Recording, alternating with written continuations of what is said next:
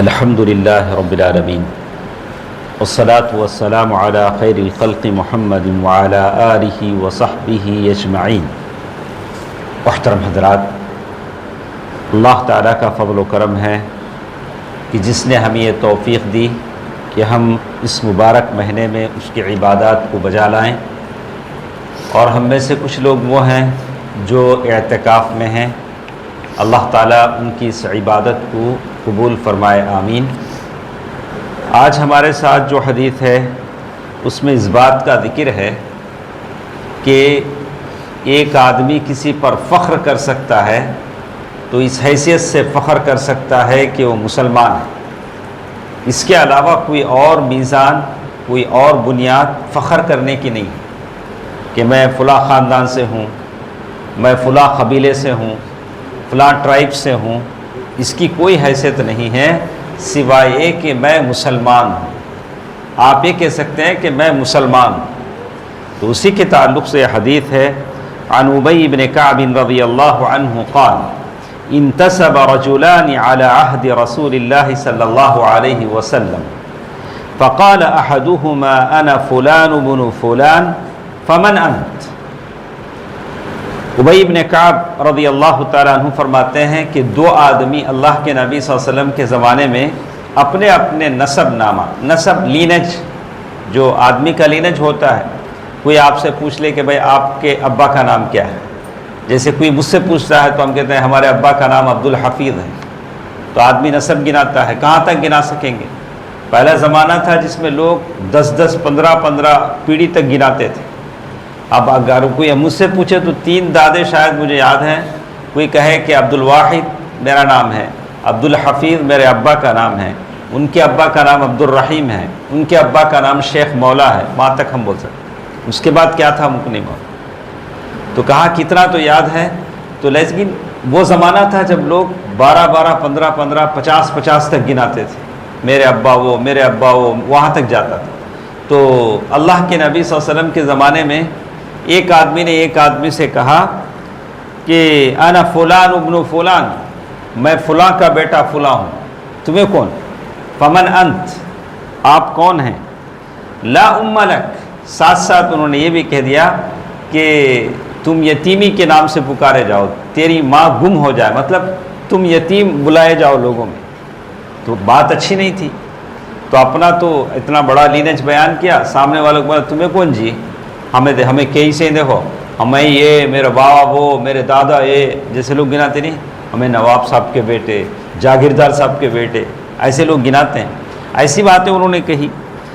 فقال رسول اللہ صلی اللہ علیہ وسلم، بات اللہ کے نبی صلی اللہ علیہ وسلم کے پاس آئی تو اللہ کے نبی صلی اللہ علیہ وسلم نے ایک واقعہ سنایا، بولا کہ تم دونوں نے جو کیا، چلو میں آپ کو ایک واقعہ سناتا ہوں۔ انتصب رجلان علی عہد موسیٰ علیہ السلام، سیم ایسا ہی انسیڈنٹ یہودیوں کے زمانے میں، موسیٰ علیہ السلام کے زمانے میں پیش آیا۔ ایک آدمی نے کہا انا فلان ابن فلان حتی عد 9، ایک آدمی نے دوسرے آدمی کو اپنا لینج بیان کیا، کہاں تک گنایا؟ 9 آدمیوں تک گنایا، میں، میرے بابا، میرے دادا، میرے پردادا، میرے لکڑ دادا، کہاں تک؟ 9 آدمیوں تک گنایا۔ گنانے کے بعد کہا فمن انت لا ام لک، تمہیں کون جی، ذرا تمہارے بارے میں بولو، تمہیں کون؟ تو سامنے والے نے کہا انا فلان ابن فلان ابن الاسلام۔ سامنے والا بولا دیکھو میں، ہمارے بابا، اور میں اسلام کا بیٹا ہوں، میں اسلام لایا ہوں، ہمارے بابا مومن تھے، ان کے بابا بھی مومن تھے، میں اسلام لایا ہوں، میرا لینج کیا ہے؟ اسلام ہے، بحیثیت مسلمان۔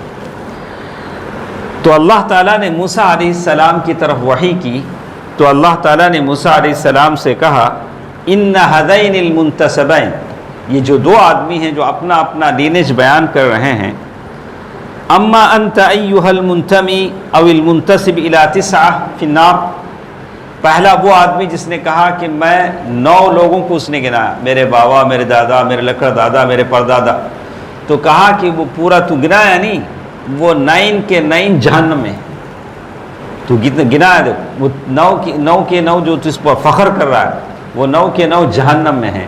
جہنم میں ہیں کیسا معلوم ہوا؟ اللہ تعالیٰ نے موسیٰ علیہ السلام کو وحی کے ذریعے بتلایا، فَأَنْتَ عَاشِرُهُمْ، تمہیں 10 میں جہنم میں جانے میں تمہیں کس نمبر پر ہوں گے؟ پہلے 9 تو وہاں گئے ہیں، تمہیں بھی ان کے ساتھ جا کو 10 کمپلیٹ۔ وَأَمَّا أَنْتَ يَا هَذَا الْمُنْتَسِبُ إِلَى اثْنَيْنِ فِي الْجَنَّةِ، اور وہ آدمی جس نے کہا کہ میں، میرے بابا، میرے دادا اور میں اسلام کا بیٹا ہوں، تو کہا کہ تیرے بابا دادا دونوں جنت میں گئے ہیں، اور اب یہ تیسرا آدمی جو جا رہا ہے وہ تو بھی جنت میں جائے گا۔ تو یہاں ایک بات سمجھنے کی ہے، اللہ کے نبی صلی اللہ علیہ وسلم کی حدیث امام احمد کی روایت ہے، ساری بات کا خلاصہ یہ ہے کہ اللہ تعالیٰ نے سورۃ الحجرات آیت نمبر 13 میں اللہ تعالیٰ نے کہا وَجَعَلْنَاكُمْ شُعُوبًا وَقَبَائِلَ لِتَعَارَفُوا إِنَّ أَكْرَمَكُمْ عِنْدَ اللَّهِ أَتْقَاكُمْ، یہ جو ٹرائبس، یہ جو خاندان، کنبے، قبیلے، یہ جو رشتے ناطے ہم نے جو بنائے ہیں، اس لیے بنائے ہیں لِتَعَارَفُوا، تاکہ آپ ایک دوسرے کو ریکگنائز کر سکو، پہچان سکو، ورنہ اس کی کوئی حیثیت نہیں ہے۔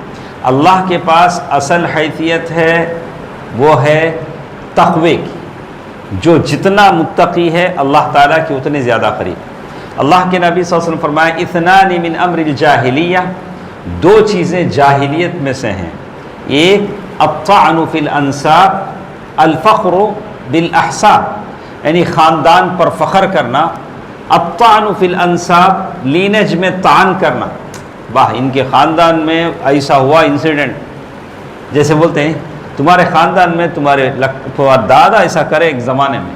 الطعن فی الانساب یہ جاہلیت کی عادت ہے، کسی خاندان پہ آپ ریمارک نہیں کر سکتے ہیں۔ الطعن فی الانساب یہ جاہلیت کی عادت ہے، اسی لیے اللہ کے نبی صلی اللہ علیہ وسلم نے فرمایا اے لوگوں، صرف اللہ کے پاس جو چیز جانی اور پہچانی جاتی ہے وہ تقوی ہے، تقوی کی بنیاد پر اللہ کے پاس پہچانے جاتے ہیں، ورنہ یہ سارے خاندانوں کے، یہ کنبے قبیلوں کی اللہ تعالیٰ کے پاس کوئی حیثیت نہیں ہے۔ اللہ کے نبی کے پاس ایک ایسا وقت بھی آیا جب مکہ فتح ہوا، اللہ کے نبی صلی اللہ علیہ وسلم کے اطراف سارے بیٹھے تھے، ادھر عباس ہیں، ادھر ابو سفیان ہیں، بڑے بڑے لوگ بیٹھے ہوئے ہیں۔ اللہ کے نبی صلی اللہ علیہ وسلم جب نماز کا وقت ہوا، اللہ کے نبی صلی اللہ علیہ وسلم نے بلال رضی اللہ تعالیٰ عنہ سے کہا کہ بلال تم کعبۃ اللہ پر چڑھو، اذان دو۔ تو جب وہ چڑھنے لگے تو بعض لوگوں نے کہا اچھا ہوا میرے بابا زندہ نہیں ہیں آج، انہوں نے منظر دیکھتے تو تڑپ کو مر جاتے کہ بلال چڑھ کو اذان دیتے۔ لیکن اللہ کے نبی صلی اللہ علیہ وسلم نے نہ ابو سفیان سے کہا، نہ عباس سے رضی اللہ تعالیٰ عنہ سے کہا، بلکہ بلال رضی اللہ تعالیٰ عنہ سے کہا کہ جو ایک حبشی نیگرو غلام تھے، کہا کہ تم چڑھ کر آزاد کرو۔ تو اسلام کا ویلیو، اسلام کا میزان الگ ہے، یہاں صرف تقوی کی بنیاد پر لوگ تولے جاتے ہیں، خاندانی حسب و نسب کی بنیاد پر تولے نہیں جاتے۔ اللہ تعالی ہم سب کو تقوی عطا فرمائے، آمین۔ السلام علیکم ورحمۃ اللہ وبرکاتہ۔